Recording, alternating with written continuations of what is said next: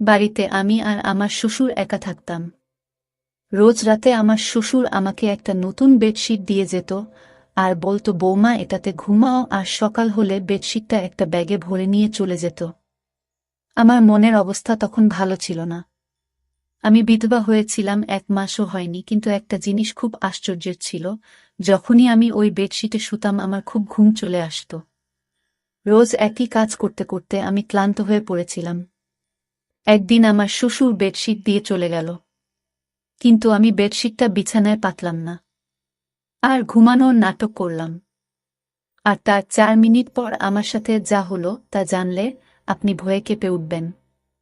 তো বন্ধুরা, ভিডিওটি শুরু করার আগে আপনি যদি আমার এই চ্যানেলটির নতুন দর্শক হয়ে থাকেন তাহলে চ্যানেলটি সাবস্ক্রাইব করবেন। আমার নাম রচনা। আমার পরিবারে আমি আর আমার কাকা ছাড়া আর কেউ বেঁচে নেই। কাকা আমার বিয়ে দিয়ে দিল, কিন্তু আমার কাকা কোনো খারাপ মানুষ ছিলেন না, মানে খুব ভালো মানুষ ছিলেন। আমার 17 বছর বয়সে বিয়ে হয়।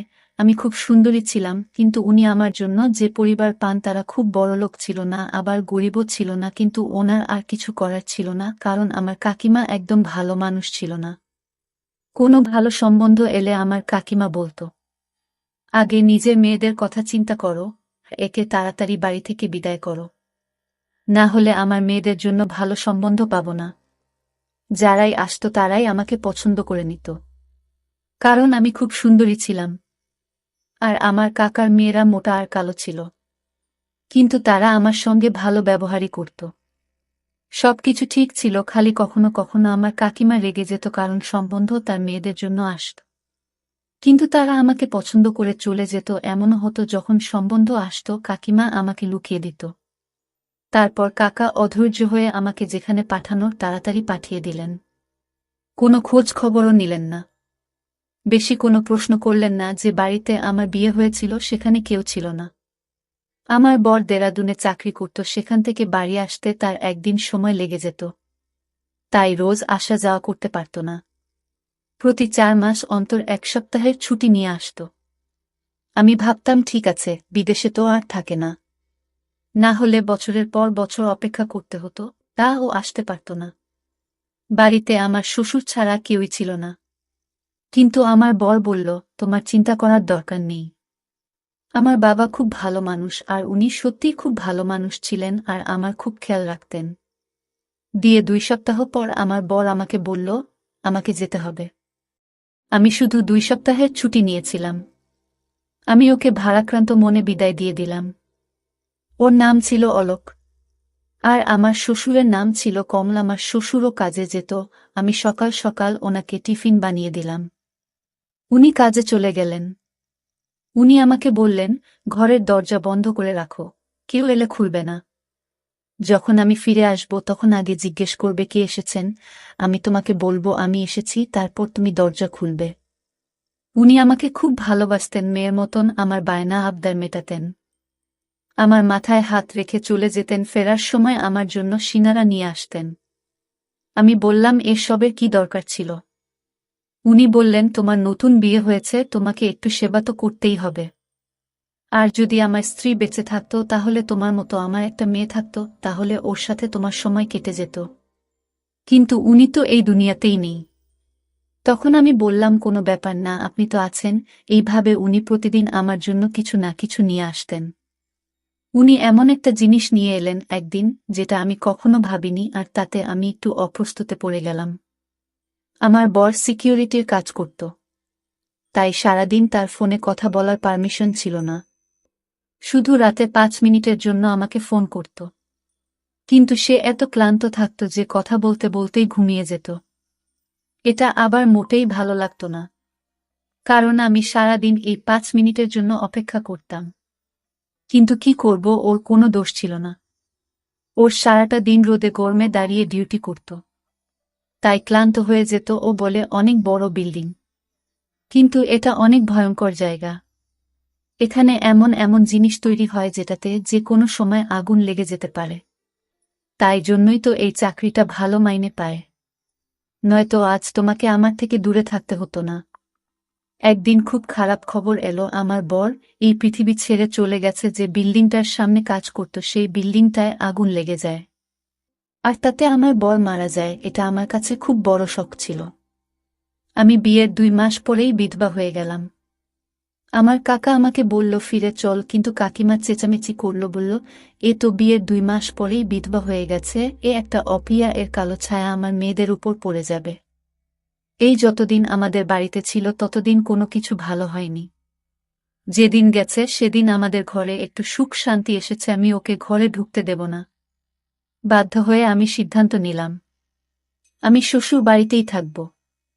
আমার কাকা বলল চিন্তা করিস না, আজকাল তো বিধবা ডিভোর্সি মেয়েদেরও বিয়ে হয়ে যায়, কাউকে না কাউকে পেয়ে যাবি, আমি তোর জন্য আবার ছেলে দেখব, কিন্তু আমি আর বিয়ে করতে চাই না, কারণ আমার বরের কথা আমার খুব মনে পড়ে।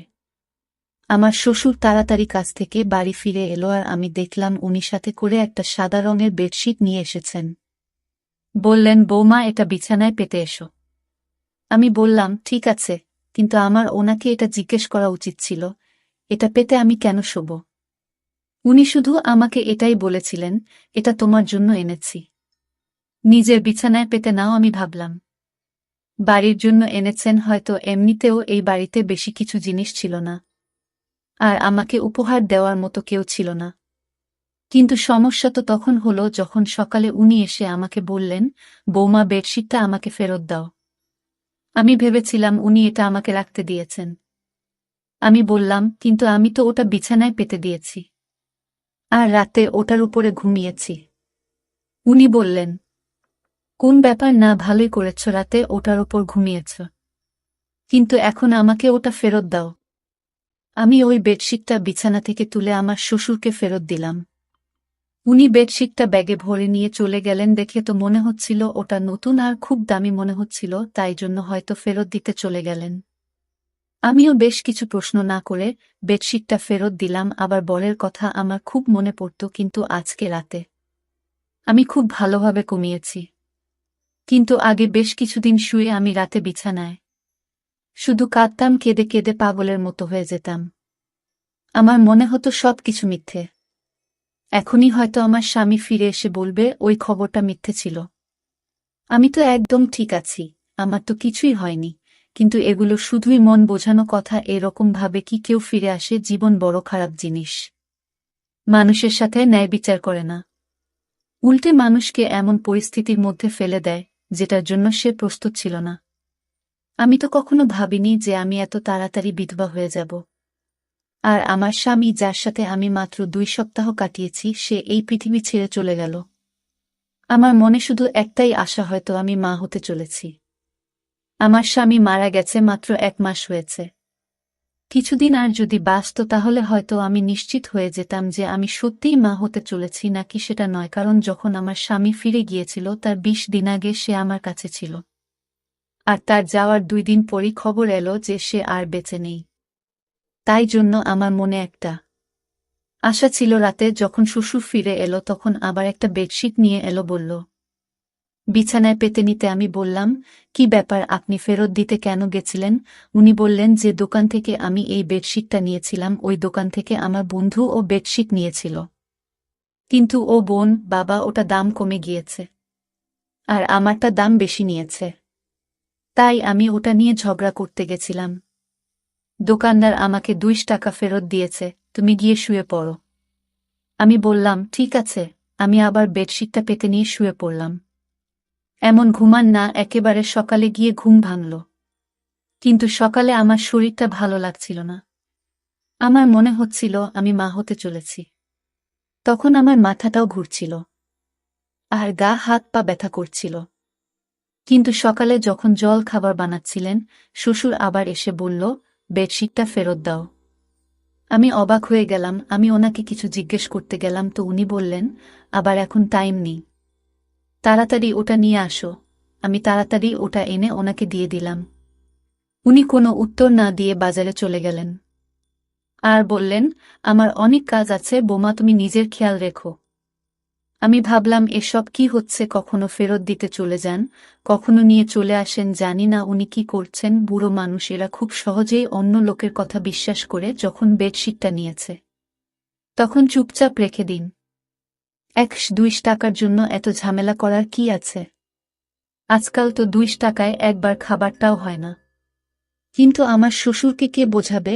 আমার শরীরটা পুরো দিন খারাপ হয়ে রইল। আমি মনে মনে খুশি হলাম যে আমি মা হতে চলেছি। আমি এই জন্য খুশি হয়েছিলাম যে আমার স্বামীর কিছু না কিছু চিহ্ন তো আমার কাছে থাকবে। আমি ভেবে নিয়েছিলাম যে যদি ছেলে হয় তাহলে আমি তার নাম আমার স্বামীর নামে রাখব। এই ভেবে অলোক আমার জীবনে আবার ফিরে আসবে। কেউ তো আমার নিজের হবে, না হলে তো আমার জীবনে নিজের বলে কেউ নেই। একমাত্র স্বামী ছিল সে, ও এই পৃথিবী ছেড়ে চলে গেল। আমার শ্বশুর তো রুটিন বানিয়ে ফেলেছিল। উনি রাতে আমাকে পেয়েছি দিতেন, আবার সকালে ফেরত চেয়ে নিতেন, আর আমি এমন ঘুমিয়ে পড়তাম যে আবার কোনো হুঁশ থাকত না। আমি কোথাও শুনেছিলাম যে যখন মহিলারা হয় তখন তার খুব ঘুম পায়।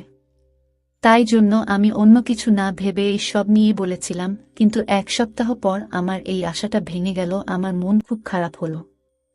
আমি গর্ভবতী ছিলাম না, আমার স্বামীর কোনো চিহ্ন আমার কাছে রইল না। আমার খুব বেশি আফসোস লাগছিল, খুব কাছে ছিলাম।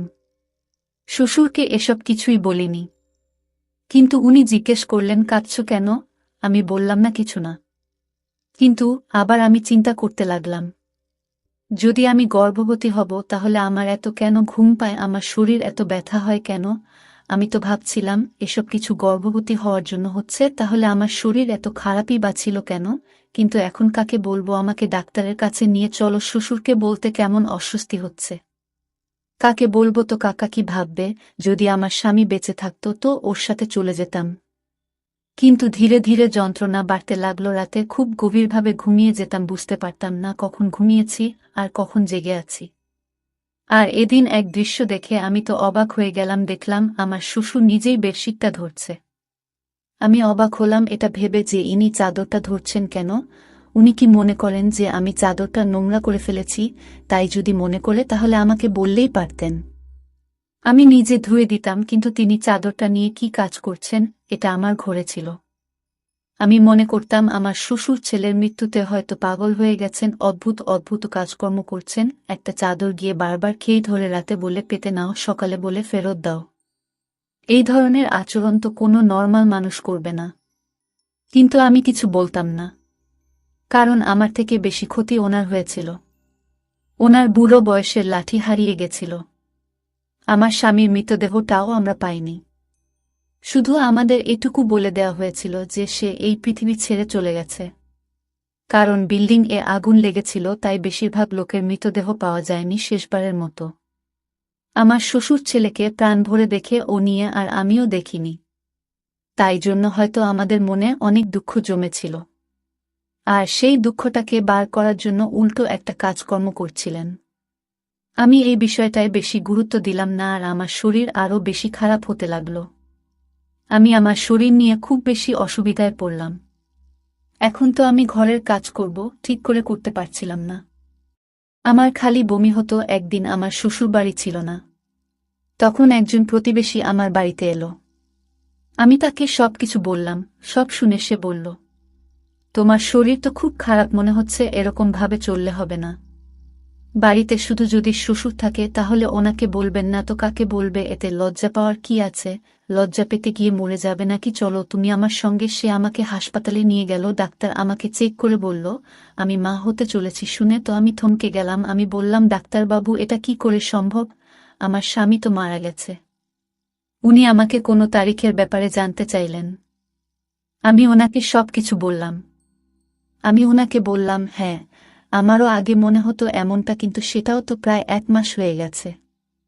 আমার স্বামী 2 মাস আগে আমাদের ছেড়ে চলে গেছে।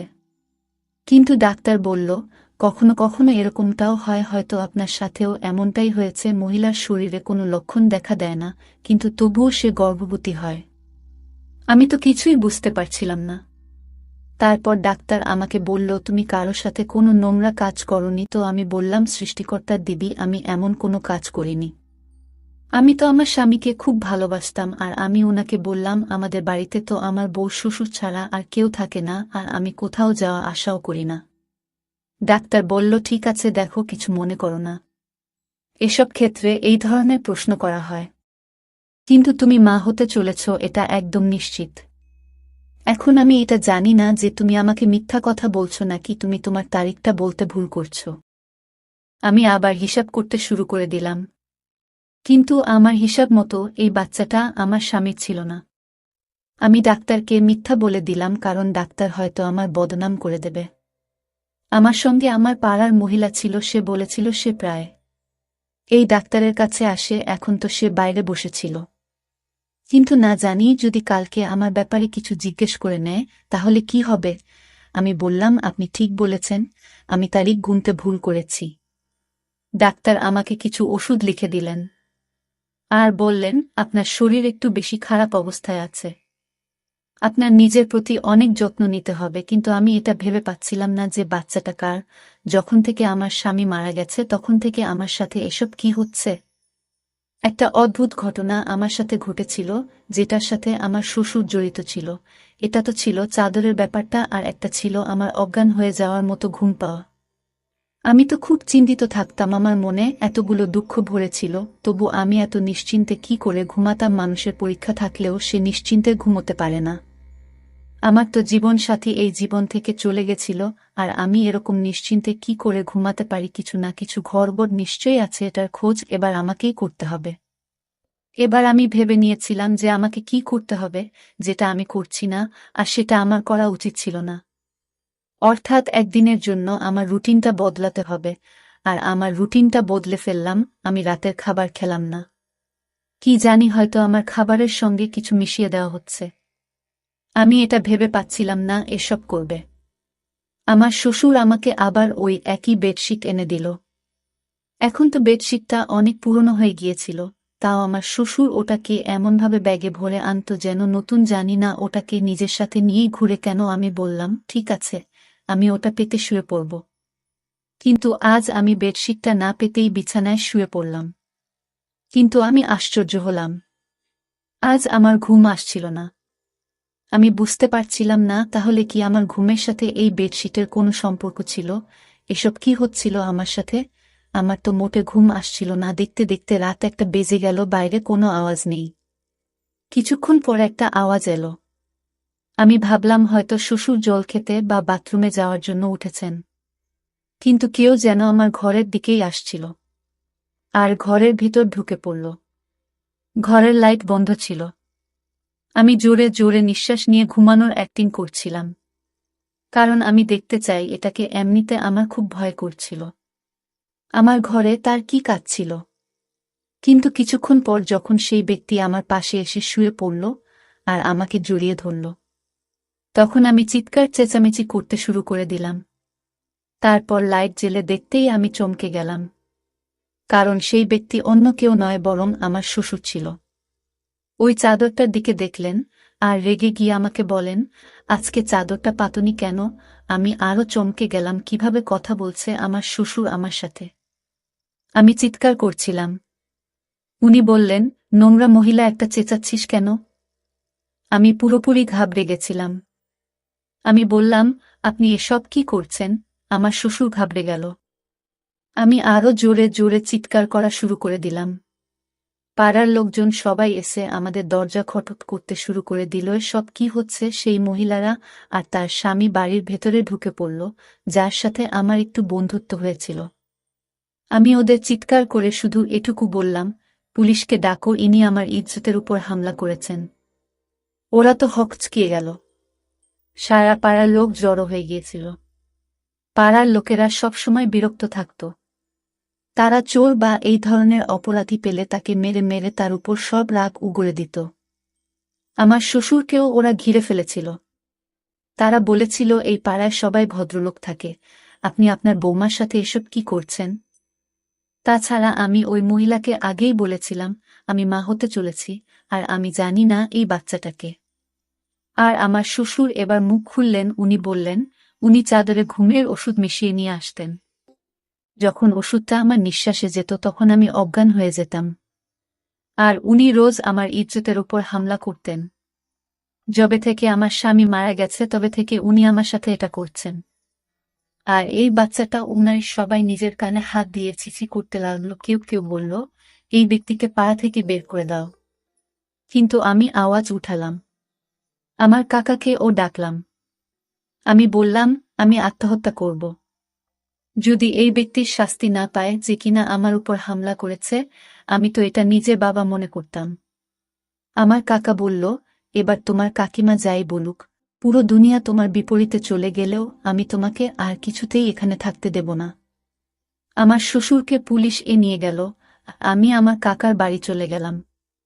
কিন্তু আমি সবসময় টেনশনে থাকতাম, এটা আমার কি হয়ে গেল? আমি তো জীবনে কোনো অসৎ কাজ করিনি, কিন্তু আমার ভাগ্য কেন এরকম হলো?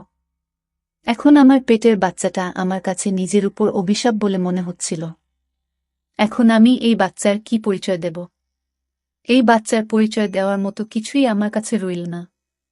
কিন্তু আমার বিবেক সব সময় আমাকে